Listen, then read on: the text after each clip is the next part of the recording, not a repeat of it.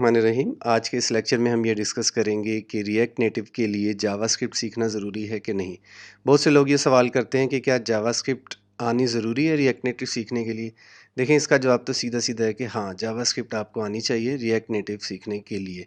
अब क्वेश्चंस 2 और अराइज़ होते हैं, लाइक कितना जावास्क्रिप्ट का कोर्स आपको करना है रिएक्ट नेटिव सीखने के लिए, और दूसरा ये है कि क्या आपको पहले जावास्क्रिप्ट सीखनी चाहिए उसके बाद रिएक्ट नेटिव पे स्विच करना चाहिए। तो इन 2 इश्यूज़ पे हम आज बात करेंगे। सबसे पहले इस दूसरे इश्यू पे कि क्या हमें पहले जावास्क्रिप्ट सीखनी चाहिए उसके बाद रिएक्ट नेटिव पे स्विच करना चाहिए। तो देखिए, ये टोटली आपकी अपनी प्लानिंग के ऊपर है।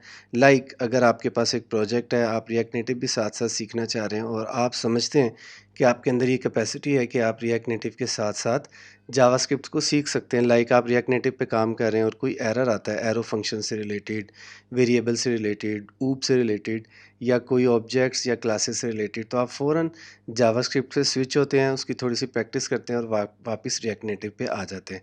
ज़्यादातर डेवलपर्स जो हैं इसी माइंडसेट के साथ, इसी प्लानिंग के साथ चलते हैं कि वो रिएक्ट नेटिव में डाइव कर जाते हैं, लाइक प्रोग्रामिंग स्टार्ट कर देते हैं। उसके बाद जहाँ उनको जावास्क्रिप्ट में प्रॉब्लम आती है, वो थोड़ी देर के लिए अपने इस काम को रोक के जावास्क्रिप्ट के उन फंक्शंस को, उन इश्यूज़ को डिस्कस कर लेते हैं, लर्न कर लेते हैं, उसके बाद वापस रिएक्ट नेटिव पे आ जाते हैं।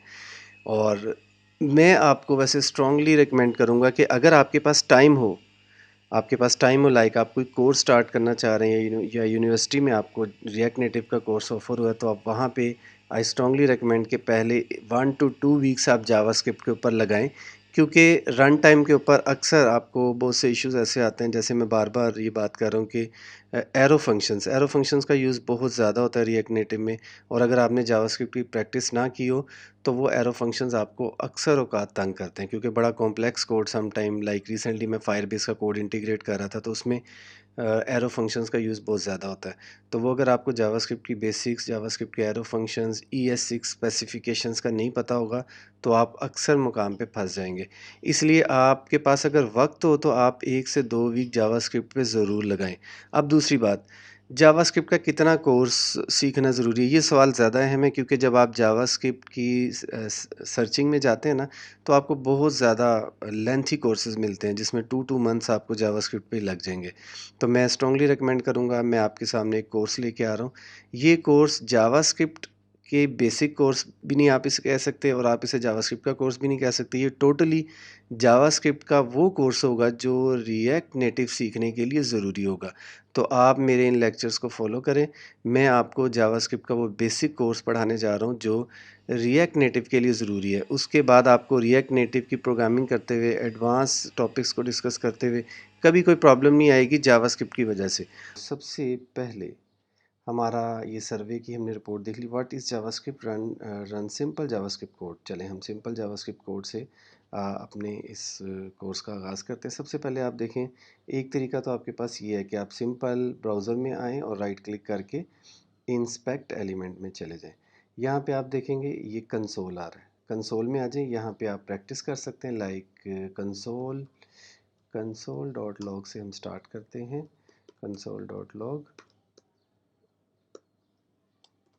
इन द नेम ऑफ अल्लाह, या आप यहाँ पे जावास्क्रिप्ट की प्रैक्टिस कर सकते हैं। देखिए साथ में आउटपुट आ गई, इन द नेम ऑफ अल्लाह। इसके अलावा आप वेरिएबल बनाना चाह रहे हैं, वेरिएबल में वैल्यू 90 सेव कर दी।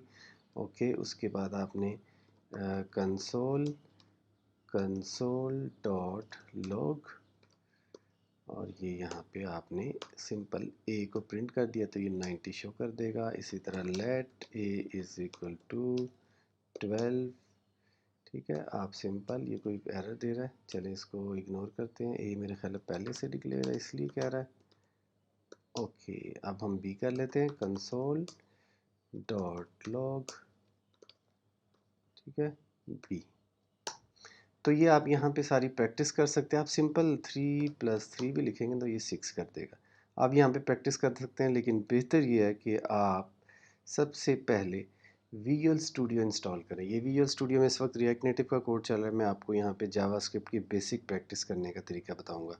तो आप VS कोड डाउनलोड कर लें, सबलाइम टेक्स्ट यूज़ कर सकते हैं या एटम यूज़ कर सकते हैं, कोई भी आप एडिटर यूज़ कर लें। मैं VS कोड को रिकमेंड करूँगा। VS कोड में आप बेशुमार एक्सटेंशंस इंस्टॉल कर सकते हैं। आपने क्या करना है, VS कोड को इंस्टॉल करके उसके बाद लाइव सर्वर लाइव सर्वर की एक एक्सटेंशन इंस्टॉल करनी है। ये है, ये ऑलरेडी मेरे पास इंस्टॉल है, आप इसको इंस्टॉल कर लेंगे। उसके बाद मैंने एक सिंपल यहाँ पे फ़ोल्डर बनाया डेस्कटॉप पे। सिंपल फ़ोल्डर, उसका नाम जावास्क्रिप्ट है, आप कोई भी नाम रख सकते हैं और वीएस कोड में आके ना इसको ड्रैग करते हैं। अब ये आपका सिंपल जावास्क्रिप्ट का एक फ़ोल्डर है और इस फ़ोल्डर में मैंने क्या लिखा हुआ है, index.html, सिंपल HTML लिखी है। हेड में title in the name of Allah, उसके बाद बॉडी है और ये यहाँ पे हेडिंग 1 है। अब आप देखें इस स्क्रिप्ट को भी हम छोड़ देते हैं। ये सिंपल HTML का मैंने कोड लिखा। अब मैं इसके ऊपर राइट क्लिक करूँगा तो ये जो ऑप्शन आ रही है ना, ओपन विद लाइव सर्वर, ये मैंने अभी जो लाइव सर्वर की एक्सटेंशन इंस्टॉल की है उसकी वजह से आ रही है। मैं इस पर क्लिक करूँगा तो मुझे ये इन द नेम ऑफ अल्लाह यहाँ पे शो कर देगा। तो बेहतर ये है कि आप जावास्क्रिप्ट की सारी प्रैक्टिस यहाँ पे करें। अब कैसे करेंगे, आप ये हेडर में भी लिख सकते हैं जावास्क्रिप्ट का कोड यहाँ पे, और आप बॉडी में भी, बेहतर ये होता है कि बॉडी में सबसे एंड पे जितना भी आपने कोड लिखना है लिख लें। उसके बाद सबसे एंड पे लिखें स्क्रिप्ट, सिंपल स्क्रिप्ट, और स्क्रिप्ट को कर दें क्लोज।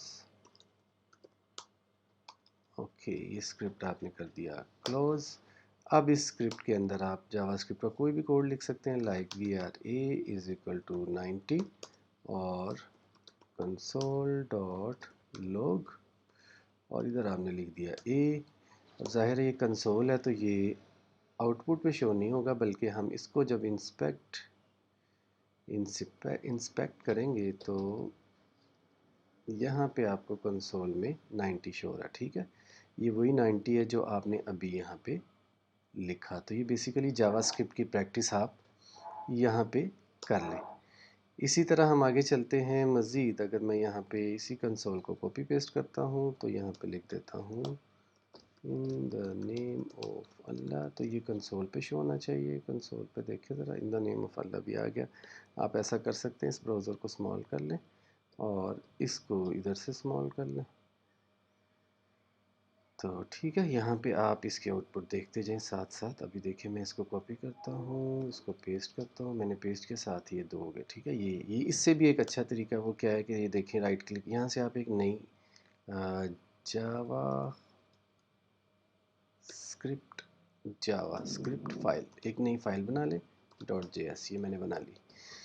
ये सारा कोड जो आपने उधर लिखा है ना, ये यहाँ पे इसको उठाएं, यहाँ से इसको करें ख़त्म और इसको लिखें जावास्क्रिप्ट फाइल में। यहाँ लिख दिया। अब आपने जावास्क्रिप्ट फाइल को सिर्फ यहाँ पे इंपोर्ट करना है। तो उसका तरीका क्या होता है, सो स्क्रिप्ट src = क्या नाम है, जावास्क्रिप्ट फाइल, काफ़ी है मेरा ख्याल है, .js। तो ये स्क्रिप्ट आप यहाँ से लिखेंगे। इसको क्या मसला है,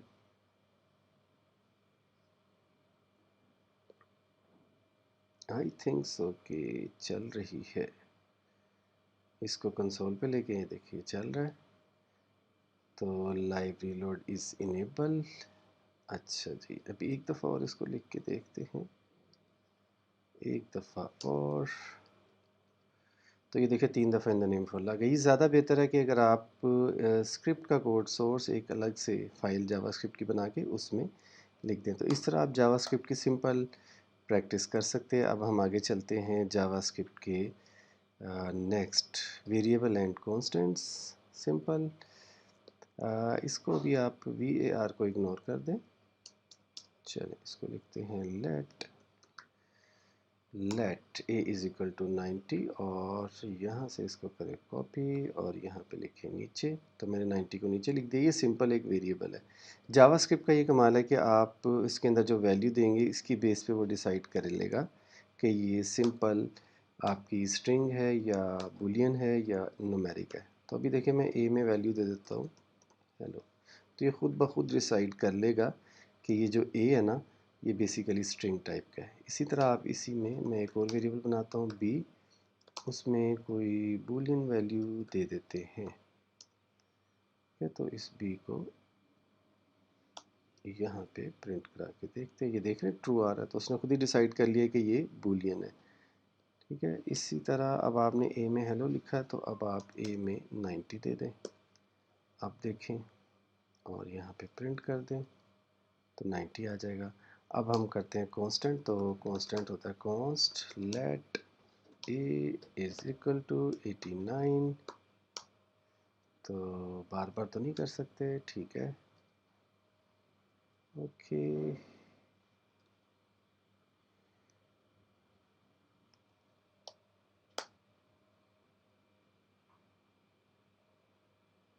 okay okay okay okay okay okay okay.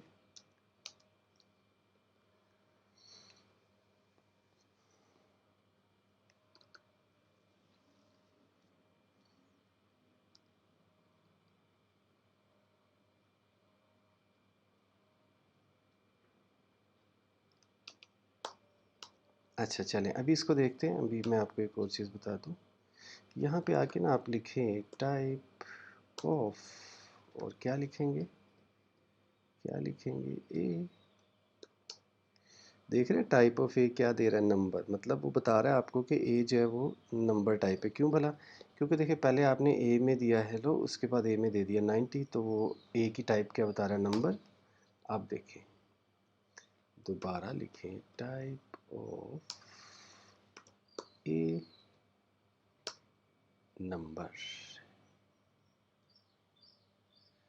अब लिखें, सेव नहीं हुआ था शायद, टाइप ऑफ ए स्ट्रिंग, ठीक है, type of a string, type of b, type of b boolean. देखें वो पहले दे रहा है, ठीक है। इस तरह से आप इसमें वेरिएबल्स को डिफ़ाइन कर सकते हैं, सिंपल। और उसके बाद कॉन्स्टेंट्स को भी हम डिस्कस करते हैं, और आउटपुट हम क्रोम में जाके कंसोल में देखते थे। आज मैं आपको एक और तरीका बताऊंगा। आप यहाँ से न्यू टर्मिनल ओपन कर लें, या फिर नीचे आपको ऑप्शन आ रही होगी, आप टर्मिनल पे क्लिक करें और यहीं से कोड चला लें, नोड, और नोड के बाद आपको जावा स्क्रिप्ट की फ़ाइल का नाम देना पड़ेगा, जावा स्क्रिप्ट फाइल डॉट जेएस। तो यहीं पे आपकी आउटपुट आ जाएगी। इसके लिए आपके सिस्टम में नोड इंस्टॉल होना ज़रूरी है। अगर आपके पास ये कोड ना चले तो आप नोड की इंस्टॉलेशन देखें, अगर वो ठीक है तो फिर इन्वायरमेंट वेरिएबल सेट करें, तो आपका ये कोड यहीं पे चल जाएगा, आपको ब्राउज़र में आउटपुट देखने की ज़रूरत नहीं है। तो ये हम वेरिएबल्स को सिर्फ रिवाइज़ कर रहे हैं। लास्ट टाइम हमने डिस्कस किया था कि आप इसमें जो भी वैल्यू स्टोर करें उसके लिहाज से ये डिसाइड कर लेता है कि वेरिएबल की टाइप कौन सी है, और आप यहीं पे टाइप ऑफ ए लिख के चेक कर लें कि किस टाइप का वेरिएबल है। देखें स्ट्रिंग आ रहा है, मतलब ए स्ट्रिंग टाइप का है। अब हम बी को चेक करते हैं, बी, और यहाँ आके कोड चलाएं तो बी जो है वो किस टाइप का दे रहा है, हेलो, शायद सेव नहीं किया जी, चले। बी जो है वो बूलियन टाइप का है। उसके बाद सी सेव किया और यहाँ पे आए, नंबर टाइप का, ये देख लें सी में 12 है। और उसके बाद डी अनडिफाइंड है, इसको आप बाद में कोई भी डिफाइन कर सकते हैं, अनडिफाइंड। और एक और टाइप होती है नल, तो आप इसको ये भी कर सकते हैं, ठीक है। ये ऑब्जेक्ट टाइप है जो नल है। अब आप देखें कांस्टेंट हमारा रहता था, कांस्टेंट में सिंपली हमें लेट नहीं लिखना था, like constant name is equal to simple my name, बस। अब आप इधर कंसोल में नेम प्रिंट कर दें, कमांड एस, और इसी की टाइप देखें और इसको चला के देखें, माय नेम, और ये स्ट्रिंग टाइप का कांस्टेंट है। अब देखें हम एक एरर जनरेट करवाते हैं। कांस्टेंट का फ़ायदा क्या होता है, मैं नाम चेंज करना चाह रहा हूँ, ठीक है। आप देख रहे हैं साथ में इसमें क्रॉस भी आ रहा है, अफजल नसीर। तो अब मैं यहाँ पे इसको चलाऊँगा ना, तो ये देखें एरर दे रहा है। क्यों दे रहा है? क्योंकि कांस्टेंट में हम वैल्यू चेंज नहीं कर सकते। तो ये हमारा वेरिएबल्स एंड कांस्टेंट्स का लेक्चर फिनिश हो गया। अब हम आगे चलते हैं। ये थोड़ा सा मैंने इसकी तरतीब चेंज की है। अब मैं आपको ऑब्जेक्ट्स एंड अरेज करवाने लगा हूँ। सबसे पहले ऑब्जेक्ट, जिसको आमतौर पे प्रोग्रामर्स जो हैं वो जेसन ऑब्जेक्ट भी बोल देते हैं, सिंपल अरे का ऑब्जेक्ट भी बोल देते हैं, और सिंपल ऑब्जेक्ट भी बोल देते हैं। तो ये कैसे डिफाइन होगा? सिंपल लेट के साथ ही कर लेते हैं, let my OBJ is equal to curly braces के साथ। अब देखें ऑब्जेक्ट के अंदर आपने क्या लिखना है, लाइक आप समझे डेटाबेस से आपने वैल्यूज़ उठाई हैं और यहाँ पे आपने शो करना है कॉलन, और इस तरह से आप शो कर सकते हैं अक्सर। उसके बाद कॉमा क्लास, ओके, आप समझे स्टूडेंट्स का रिकॉर्ड है और आप इसको, ये ऑब्जेक्ट क्रिएट हो रहा है स्टूडेंट का, ठीक है, जिसका नाम माई ऑब्जेक्ट है, क्लास MSCS। उसके बाद सिटी, सिटी है लाहौर, ओके, ये ऑब्जेक्ट क्रिएट हो गया। अब माई ऑब्जेक्ट को आपने प्रिंट करवाना है, यहाँ पे प्रिंट करवा लें। एक एरर आ रहा है, उसको देखते हैं। ये टोकन मिसिंग क्यों आ रहा है? अच्छा जी, अब देखते हैं। ओके, ठीक है, आपके सामने आउटपुट आ गई। नेम अक्सर, क्लास MSCS, सिटी लाहौर, ये ऑब्जेक्ट होता है, ठीक है। इसका type of, type of, type of, type of, क्या नाम है? माई OBJ। दोबारा चलाएं तो type of object is object. आप देखिए कंसोल में आपने माई OBJ लिखा है ना, तो आप माई OBJ डॉट नेम भी प्रिंट कर सकते हैं। तो क्या प्रिंट होना चाहिए? सिर्फ अक्सर प्रिंट होना चाहिए ना, अक्सर प्रिंट हो गया। अब इसको आप इस तरह भी प्रिंट कर सकते हैं। आपने अक्सर देखा होगा इस तरह भी प्रिंट होता है, तो आपको जावास्क्रिप्ट में ऐसे भी, ये देख रहे हैं, अक्सर प्रिंट हो गया। इसी तरह इस ऑब्जेक्ट में आपने चेंज करनी है, ठीक है, तो आप बिल्कुल उसी तरह चेंजेस भी कर सकते हैं। माई OBJ डॉट, अब हम करते हैं क्लास में change, is equal to PhD, और इधर भी क्लास प्रिंट कराते हैं। अब देखते हैं, मैंने PhD कर दिया कहाँ पे? माई OBJ डॉट क्लास, क्लास के अंदर मैंने PhD कर दिया, तो इसको प्रिंट किया तो ये आ गया। अब आप देखें, इसको चेंज भी ऐसे किया जा सकता है, ऐसे, ठीक है, ये लें, ये भी हो गया PhD। इसी तरह चेंज भी ऐसे किया जा सकता है और शो भी ऐसे किया जाता है। एक सिंपल ऑब्जेक्ट है। तो अब आपको उम्मीद है ऑब्जेक्ट तो समझ आ गया होगा। हम ऐसा करते हैं, एक अरे बनाते हैं जिसमें पहले तो सिंपल वैल्यूज़ होंगी, उसके बाद फिर उसमें ऑब्जेक्ट्स प्लेस करके देखेंगे। इसको इसी तरह लिखा रहने दें। अब हम एक अरे बना रहे हैं, let my array is equal to, array के लिए एंगल ब्रैकेट्स होती हैं और इसमें आप वैल्यूज़ दे दें, स्ट्रिंग वैल्यूज़ ही दे देते हैं, मुख्तलिफ नाम लिख देते हैं, अक्सर, कोमा, अली, कोमा, नुमान, ठीक है।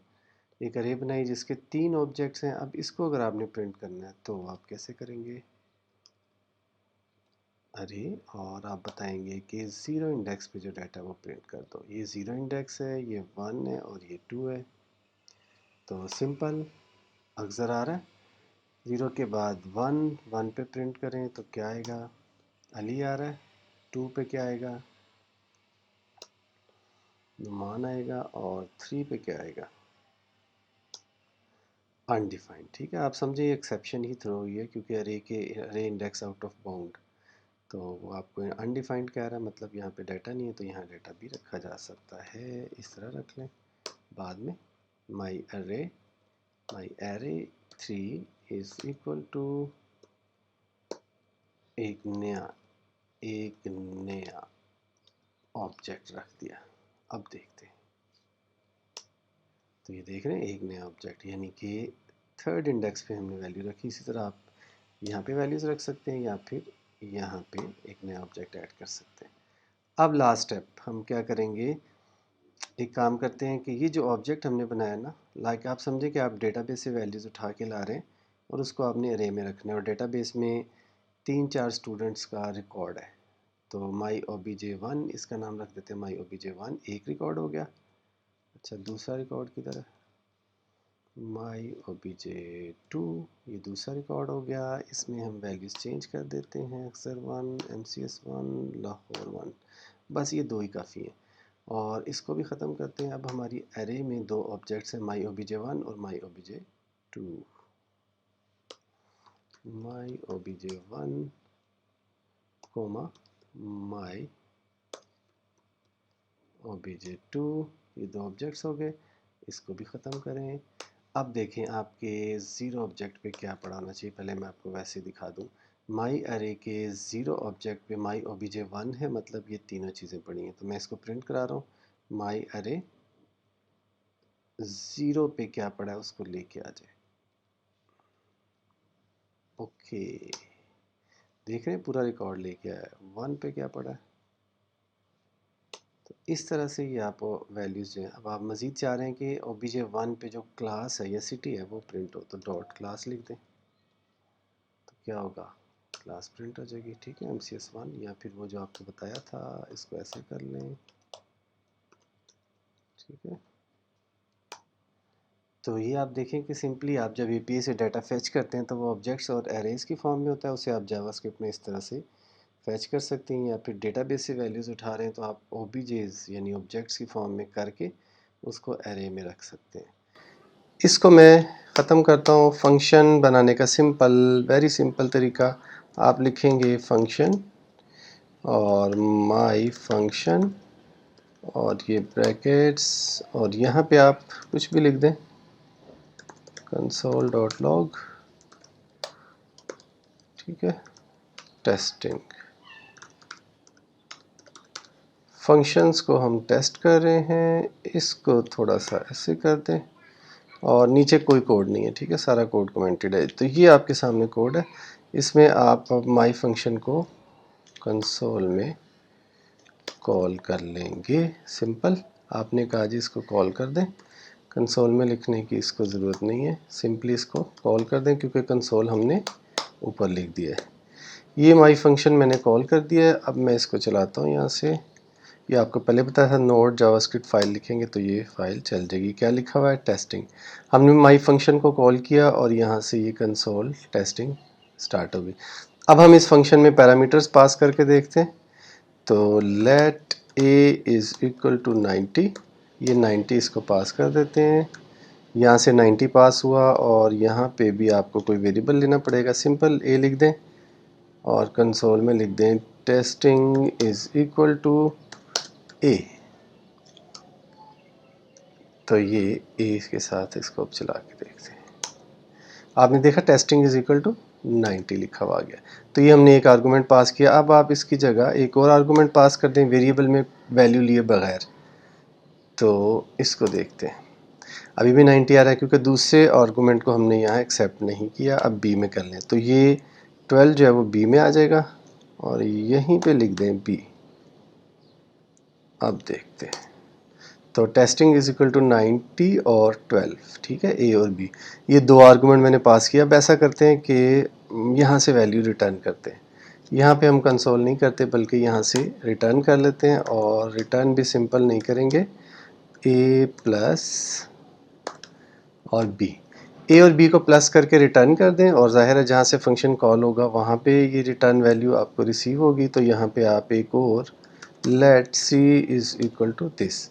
अब जब ये वैल्यू रिटर्न होगी ए और बी प्लस होके, तो ये सी में आएगी और कंसोल आप यहाँ से हटा के यहाँ यूज़ कर लें और कंसोल में लिखें सी, टेस्टिंग इज इक्वल टू सी। तो ए में 90 है और 12 और जो भी प्लस होगा ये यहाँ पे आ जाएगा। तो ये देखें 102 आ गया। यहाँ पे आप प्लस की जगह मल्टीप्लाई कर दें, ये मल्टीप्लाई हो जाएगा।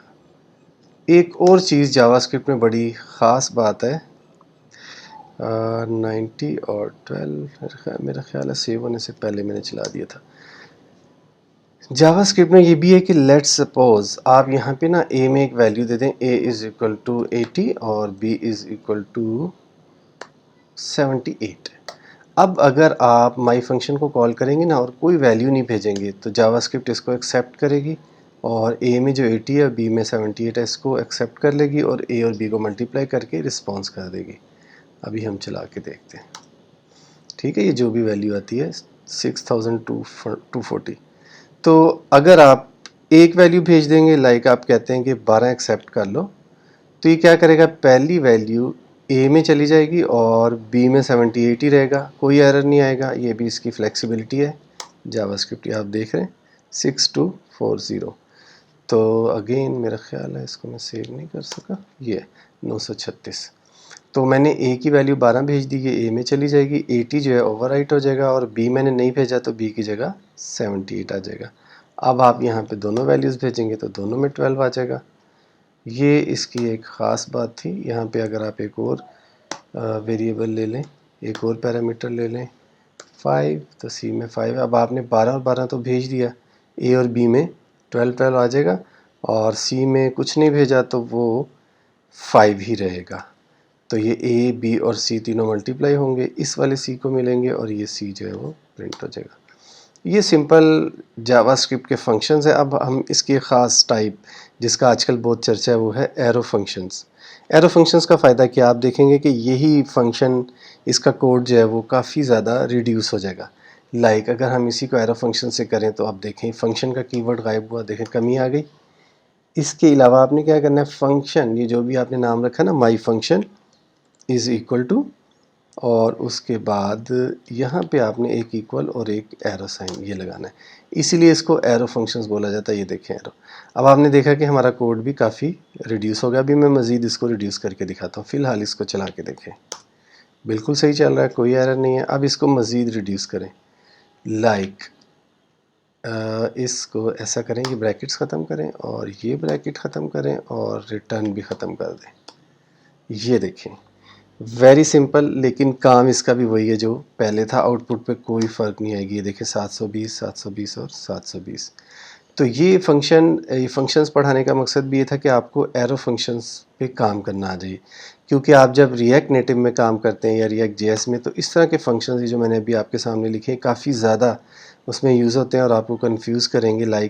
आप देखेंगे माई function is equal two parameters, और उसके बाद ये एरो साइन के बाद कुछ ना कुछ फंक्शनैलिटी परफॉर्म हुई होगी। तो अब आपको समझ में आ जाएगी कि ये जो आगे की चीज़ है ये रिटर्न टाइप है, ये फंक्शन के पैरामीटर्स है, और ये फंक्शन का नाम है। तो सिंपल एक एग्जांपल मैं आपके सामने लिखता हूँ यहाँ पे, for var x is equal to 0 और x लेस देन 100 और x प्लस प्लस। सिंपली अगर आपने सी लैंग्वेज पढ़ी है तो सिंपल इसमें आप लूप को कर सकते हैं, टेस्टिंग और x और ये सेमीकोलन।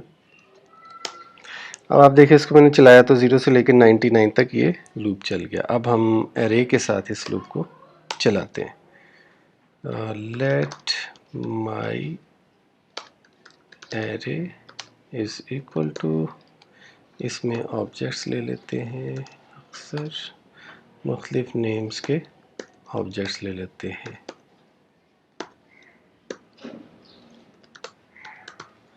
ठीक है, 3 ऑब्जेक्ट्स की अरे है, इसमें से हमें डेटा फेच करना है। तो हम क्या करेंगे, माई अरे डॉट लेंथ तक इसको चलाएंगे, माई अरे डॉट लेंथ। अब ये 3 दफ़ा अरे चलेगी, 0 से लेके लूप चलेगा 0 से लेके माई अरे डॉट लेंथ तक और x प्लस प्लस, और उसके बाद फ़िलहाल हम x को ही डिस्प्ले कर रहे हैं। तो 3 दफ़ा टेस्टिंग 0 1 2। और अब हम करेंगे अरे की वैल्यू, अरे इज़ इक्वल टू, अरे की वैल्यू क्या है, तो आप लिखें माई अरे दिस और दिस, इस तरह से कि अरे के 0 इंडेक्स पे जो ऑब्जेक्ट पड़ा वो ले आए और 1 और 2। इसको सेव किया और यहाँ से चलाया। ये देखें अरे इज़ अक्सर, अली और फुरकान। इस तरह से आप सिंपली, अगर आपकी अरे में ऑब्जेक्ट्स भी पड़े हुए तो आप सिंपली ऐसे करके आईडी इज़ 1 और नेम इज़ अक्सर, तो पहले में कंप्लीट ऑब्जेक्ट है अक्सर नज़ीर और बाकियों में सिंपल अली और फुरकान है। तो इसको चला के देखते हैं, ये भी 3 दफ़ा चलेगी और पहली इंडेक्स पे क्या पड़ा हुआ है, ID1 नेम अक्सर, और बाकियों पे सिर्फ अली और फुरकान है। तो अब हम अगर इधर डॉट नेम करेंगे तो ज़ाहिर है इसको सब इंडेक्स में ये नहीं मिलेगा, तो ये शोर मचाएगी। ये देखिए अरे इज़ अक्सर नज़ीर, क्योंकि हमने डॉट नेम कहा तो डॉट नेम तो सिर्फ पहली में था और बाकी अनडिफाइंड है। तो इस तरह आपके पास कोई कॉम्प्लेक्स अरे आए तो आप लूप की मदद से उसे इस तरह से डेटा फेच कर सकते हैं। इसको हम ट्रैवर्स भी बोलते हैं, हम अरे को ट्रैवर्स कर रहे हैं। तो उम्मीद है आपको ये लेक्चर पसंद आया होगा। हमारे चैनल को सब्सक्राइब करना ना भूलें। अस्सलामु अलैकुम वरहमतुल्लाहि वबरकातुहू।